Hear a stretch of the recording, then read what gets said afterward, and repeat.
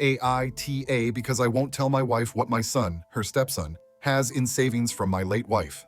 Okay, I've been holding this in for weeks and I'm done. I need to get this out. Call me petty, cold, whatever. I don't even care at this point. I, 41M, have a son, 16M, from my late wife, Sarah.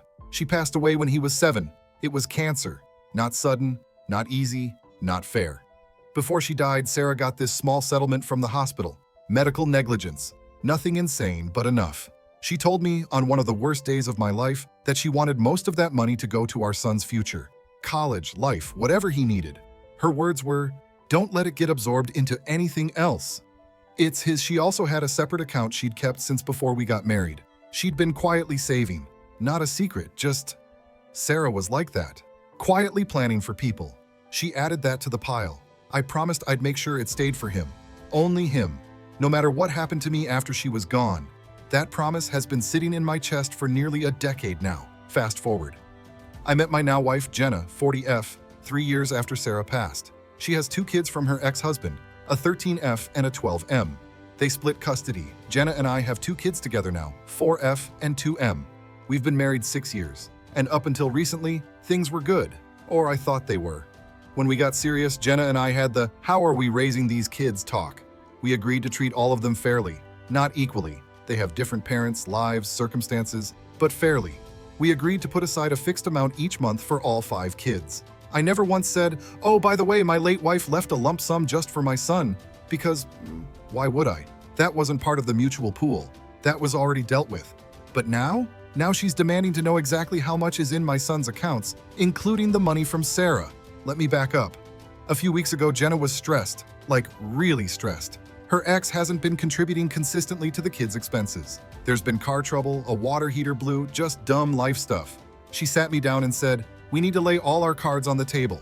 We should know exactly what each kid has saved so we can make smart decisions." I said, "Sure, for the money that we have saved." I even pulled up my spreadsheet. But when she asked about my son's other accounts, I said I wouldn't be discussing those. Period. She didn't take it well. She said, "But you're okay discussing the rest?" I said, "Yes, because that's our money. The other isn't." She said, "But I'm his stepmother. I'm part of his future too. Don't you think I deserve to know?" I said no, because Sarah didn't leave that money for us to discuss. She left it for her son. I'm the one who made a promise to protect it, and I'm keeping it. Then she said something that honestly pissed me off. "It sounds like you don't trust me." I said, "I don't trust anyone with that money. Not even myself sometimes. That's the point." And then she said the thing that started the real fight. "Well, maybe if we knew how much he had, we could focus more on the other kids who don't have as much." That, right there. She wants to balance the scales by, what? Planning around a dead woman's money? I told her that's not happening. That's not how this works. That money is locked up for my son and only him. Full stop. We are not divvying up Sarah's final wish because life got complicated. She accused me of cutting her out of decisions. I said, "You're trying to make a group project out of a promise I made to a dying woman." Now she's barely talking to me, sleeping with her back turned, cold as hell. Keeps saying things like, "Must be nice knowing at least one of your kids is taken care of." I don't even know what to say anymore. Part of me feels like I'm being too harsh, like maybe I should have just told her the number, calmed her down. But the other part of me, the bigger part, it's yelling, "Don't touch that money. That money is his, from her. And I will burn this whole marriage down before I break that promise." All right, so after that whole blow up about the money, things cooled off. Sort of. Like, Jenna stopped actively pushing. But if you've ever been married, you know what the Cold War feels like. It's not arguing. It's worse. It's that passive-aggressive silence where every word feels like it's being checked for traps. Anyway, we're not exactly good at letting things lie, so this didn't stay buried for long. We were folding laundry. Dumb, regular Tuesday night. Bluey in the background for the toddlers, mountains of tiny socks between us. Out of nowhere, she goes, "So just to be clear, your son could have what, like 6 figures sitting somewhere, and we're not allowed to know?" Not, "Hey, not sorry for how that last convo went," just bam, ambush. I didn't even look up. I said, "Not your business?" Still not your business. She threw down a pair of my daughter's little leggings like she'd just found out I cheated. "How the hell is that not my business?" I repeated calmly. "Because it was his mother's money. Because it's protected. Because I'm not going back on a promise." Then she said the thing that really blew the lid off. "You're treating her like a ghost you're still married to." Let that one sit. I laughed, loud. Not because it was funny, because I was so close to losing it. I said, "Don't go there, Jenna. You knew what you were walking into when you married me." She said, "I knew you were a widower." I didn't know I'd be second place forever. I said, this isn't about you. This is about doing right by my kid. And by the woman who made me his dad. She just stared at me like I'd hit her. Then she said something I wasn't ready for. If you'd had this kind of money saved for all the kids, maybe we wouldn't be drowning in bills right now. I snapped. I'm not proud, but I snapped. I told her, you want to blame me for your ex not pulling his weight? You think if I gave up my dead wife's money, your kids would magically have more support? That's not how this works. She got up and left the room. Didn't say a word, just walked out. That night, she slept on the couch. I checked the ring cam the next morning. She was texting someone outside at 6 a.m., pacing barefoot in the driveway. I didn't ask who it was. Honestly, I didn't want to know. If it was her sister, fine. If it was her ex, fine. If it was some random friend telling her to lawyer up, also fine. Later that day, I found out from my son that she'd asked him directly how much money he had in savings. Let me repeat that. She asked my 16-year-old. He told her he didn't know, which is true. I've never told him the total either. He knows there's money for college. That's it. When I confronted her about it, she didn't even deny it. He's old enough to know what kind of life he's walking into, she said.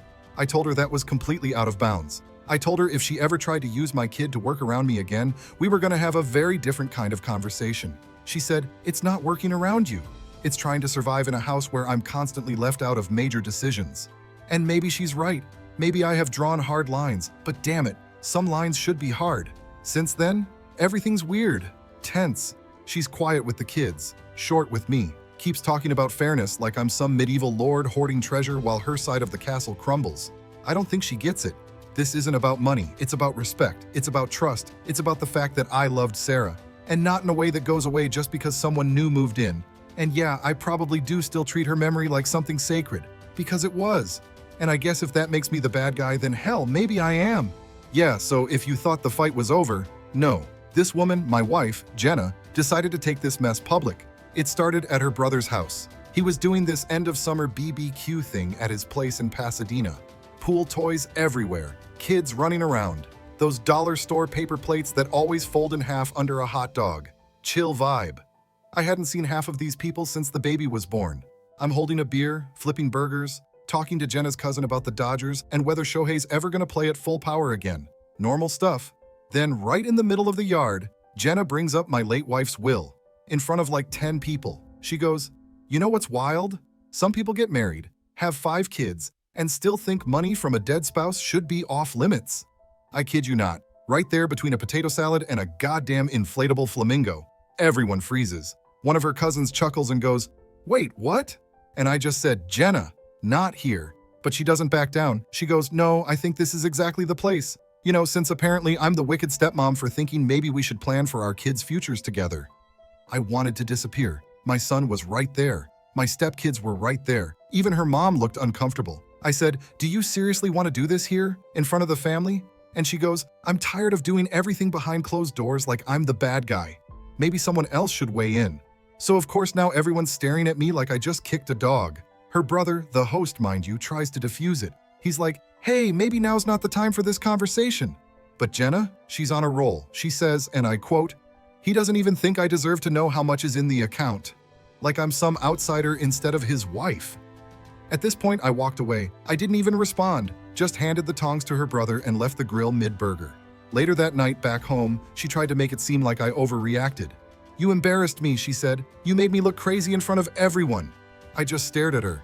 You embarrassed yourself. You dragged a family argument into a cookout and tried to get people on your side like it's Survivor Financial Edition. She didn't apologize, not once. She just kept saying, I'm tired of pretending this house is fair. I'm tired of carrying the weight for everyone else's kids while you play vault keeper for your dead wife. That was the moment something cracked for me, because she doesn't get it. She still doesn't get it. I said, my dead wife made it possible for my son to have a future. You want to turn that into an ATM because your ex sucks at budgeting. And then she threw it. Not a plate, not a cup, a Lego. A big one, Duplo style. It nailed me right in the shoulder. And I'll tell you this, nothing makes you rethink your life like getting beamed by a plastic duck head your toddler left on the floor. She stormed upstairs and I sat on the couch with the Lego in my hand thinking, what the hell are we even doing? The next day, she took the younger kids and stayed at her sister's for the weekend. Didn't text me, didn't call, just packed up the kids and left like she was going to the store. My son saw me doing dishes that night and goes, is Jenna mad because of the college money? I didn't answer. He said, it's okay. I don't need it if it's gonna mess things up. I swear to God, I almost broke down right there. Because this isn't his burden. It's not supposed to be his burden. He didn't ask for his mom to die. He didn't ask for this blended family experiment. And he sure as hell didn't ask for his inheritance to become some weapon in a marriage power struggle. But now he knows. He knows it's a problem. He knows it's changing things.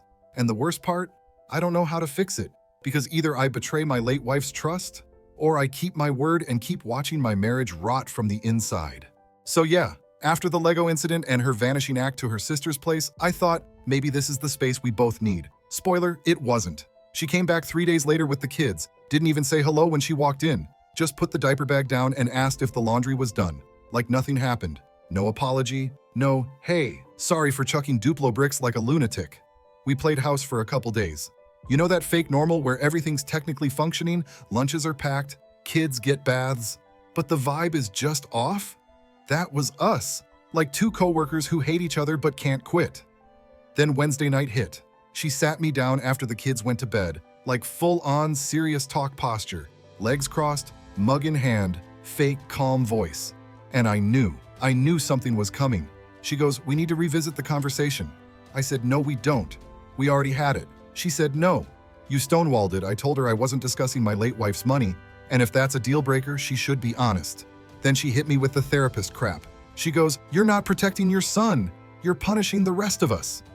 I actually laughed. I said, "You think I'm punishing the family by honoring a woman's dying wish?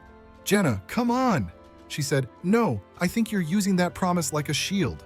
To stay emotionally tied to her, to stay loyal to her, even if it means screwing the rest of us." I stood up. I couldn't sit there and hear this version of reality anymore. She kept going. "You act like Sarah's money is holy, like she's still watching and you'll be damned if you disappoint her. And you know what? She's not wrong." I told her, "Yeah, I do think she's watching, because she loved our son enough to plan ahead. And if I let her down, what kind of man does that make me?" She said, "What kind of husband does it make you?" Oof, that one hit. Then she pulled out a folder. I swear to God, she printed documents. She had these little charts, like a damn PowerPoint presentation, comparing each kid's projected savings if we continue as is. She'd labeled them current trajectory, equitable redistribution model, and, get this, worst case scenario, divorce split. I said, "You made spreadsheets for this?" She goes, "I needed to see it clearly, because apparently your lines mean more than my peace of mind." I said, "You're not talking about savings, you're talking about control." She said, "No, I'm talking about equity. Your son is guaranteed something no one else is, and you're acting like that's justice."